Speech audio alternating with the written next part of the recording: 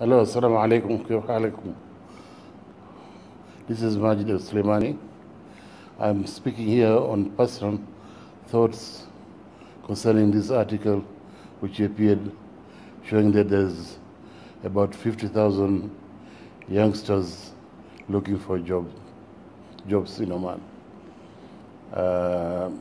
Nobody knows if this figure is correct or it is much higher. Only God knows. Anyway, I just wanted to say a few points. My name is Majid bin Said bin Nasser bin Zahar bin Salum al-Busaidi al-Slimani. My father and grandparents were born in Oman. Myself, I was born in Zanzibar, including my mother. We originally came from Mana, Nizwa, and then moved to Helgaf, Karyat. And there, my grandfather got married locally, and he also, got married to a local girl, and my father was born. And they went out to Africa, specifically to the small island called Mafia, which is 100 miles off the commercial city of Dar es Salaam in Tanzania. But we also stayed in Zanzibar from 1960 till 64 when the revolution came and we had to return back to Oman via Tanzania, that is Dar es Salaam and Mombasa, Kenya, and back to here. Anyway, I used to work in PDO for more than 25 years. I am a professional Omani human resources expert, consultant, advisor. My last job in PDO, I looked after 1,200 staff. Out of those, 900 were senior staff, including about 200 international staff, Shell International. That was my last responsibility in PDO before I took early retirement in June 1998. I then opened this consultancy company called Management and Marketing Development Consultancy, MMDC.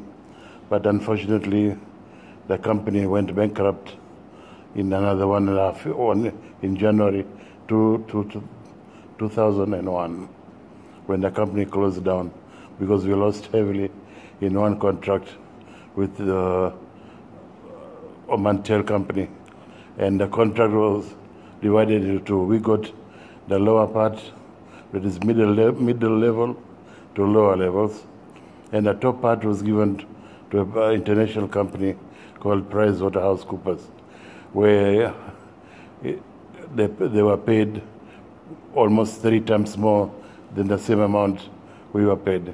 We had more staff and more scope of job, and where the most problems anyone knows in any establishment is from middle and lower levels. We handled this, and our project got stuck. We could not continue. We asked for help.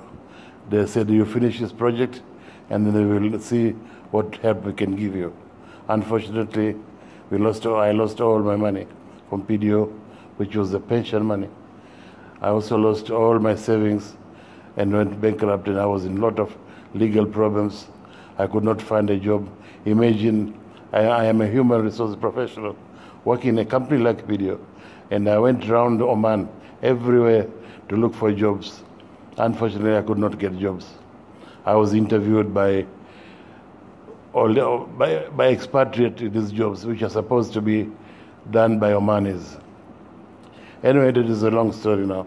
Bottom line, I could not get a job in Oman, so I went, after 1 year of searching here and there, I went to Abu Dhabi to look for a job.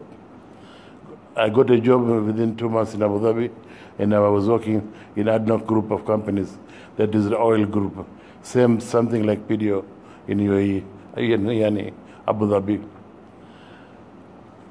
When I came back to Oman, I got a lot of problems, and I am still having a lot of problems on these legal issues.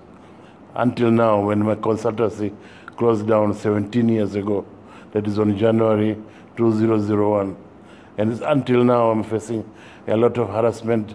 And anybody can tell you, I've been writing continuously in the social media about my case.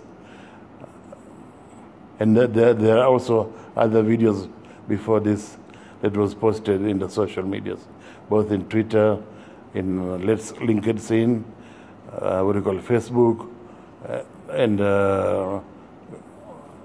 other social media, Google Plus.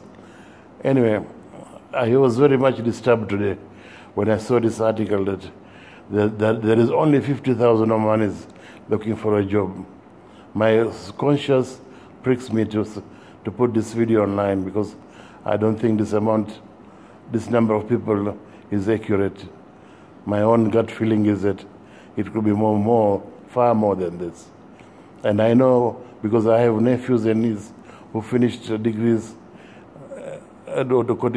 studied abroad. Their parents sent them abroad to study, and until now they're looking for jobs.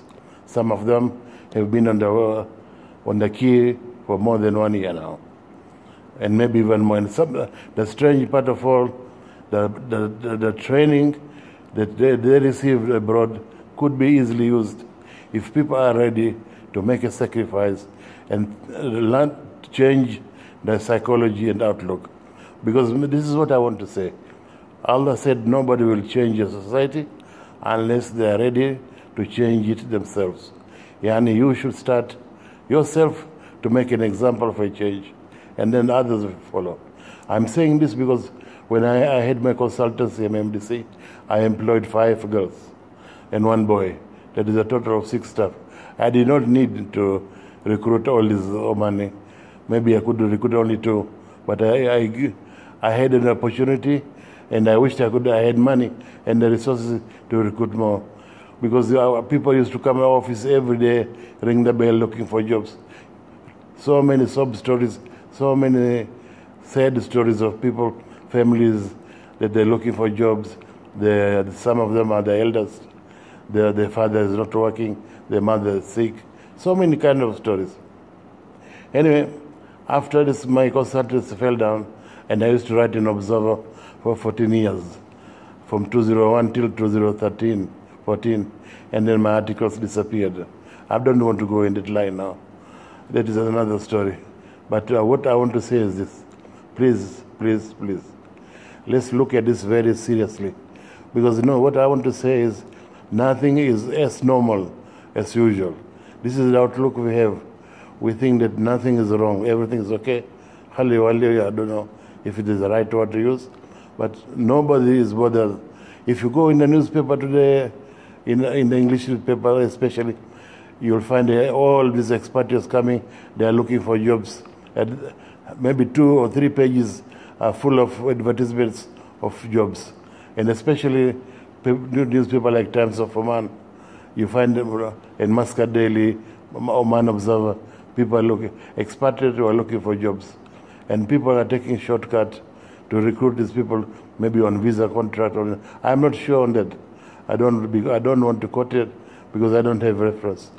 But I am saying this, that please, please, please, I'm a senior person. I may die anytime, but when Allah wants to call me. I was in serious hospital in ICU, a Royal Hospital in a coma state for more than 6 weeks. Even the doctors thought I was going to die. But Allah said, stay yet, don't come. I will call you when I need you, but not now. So Alhamdulillah, I recovered. But we are senior citizens of this country. Our parents were born here. We originate from here. This is our country. I don't have another country that has given me passport. The passport I have is Omani passport only. And I cannot go to any other country now and claim citizenship. So this is my country. I'm also talking this on behalf of my children. Okay, they're all employed. Two of them are employed. One is not. But I'm talking this also on behalf of my grandchildren and the great-grandchildren and your grandchildren and your great-grandchildren that we have to live together in this space of land called Oman. This is the thing which I like to say. I know some may be upset, but see the Israel. Israel has always put its people first. They don't care a damn about other people. They're always putting their own people first. Same case, let's look at Iran. Iran, despite the boycott and all that things, they have been survived. Why? Because they have always put their people first. They have always put their own people. So when the boycott came, all the expatriates left, they were still able to run the show. This is what I want to say, that we need to change this attitude to say that everything is normal. It is not normal. Let's wake up. We are sleeping. Let's wake up. Let's realize the situation is not good. Our Majesty, Allah, give him long life and health. Day before yesterday, I saw his photo, and it hurt me a lot to see his state, that his his medical situation. I wish I could change. I wish I could say, take me instead, but myself, I'm sick. This is what I wrote a letter even to appeal to His Majesty in my social media to help me with this bank. This bank is how he used to harass me. I lost my Yukon car, and they want more money. I don't have any more money. I'm a retired person staying in a very old house.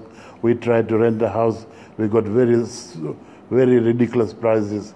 No, even less than 300, and it is not worth it. It is a big villa, and still it is not being being rented. The situation economical is very bad, and I think we are moving towards more dangerous water. When I wrote this book, A Cry for Help, I wrote also the book Psychology of Arab Management Thinking. This book, it got recognition from USA, from American authors, literary excellency of Gold Seal of Literary Excellency 2014 as one of the best books that was published in 2014. I just imagine that an Omani is recognized in America, but he known his country. Even the bookshops here, they are run by Indians. They did not want to take my books. The only family bookshop ran my books. I tried to send my books to Dubai, but nobody wanted to stock. I tried Saudi Arabia, also same thing. And there also, all these books are bookshops are being run by Indian people. Unfortunately, I have now bias against Indian. We are related to Indians also. My aunties, my uncles, by blood, we are Indians. So I have no grudge. So please don't twist the thing. This is the situation. I'm tired of talking now. So please, let's do something about these jobs. Let's do something about this university. We want our country peace and peaceful. We don't want anything to go wrong. Please, for heaven's sake, let's wake up. Let's wake up. Let's realize the seriousness of the situation. And I heard also some rumors. I don't know if they are true. If you go to apply for a job, you have a degree or master's. They say, we have a job, but it is only for the college. Or we have a job only for institute. So if you are prepared, we'll offer you this job so that they can offer you lower salary. We are still talking about figures and numbers, percentages and all things. This is what I was talking against all these years. Please, if there is a barometer to measure how loyal I am in this country, I'm 100% sure that I will get very high marks. Thank you very much. Apologies for everyone, but I thought I will put this in social media because it hurt me a lot. Thank you very much. Ma salam.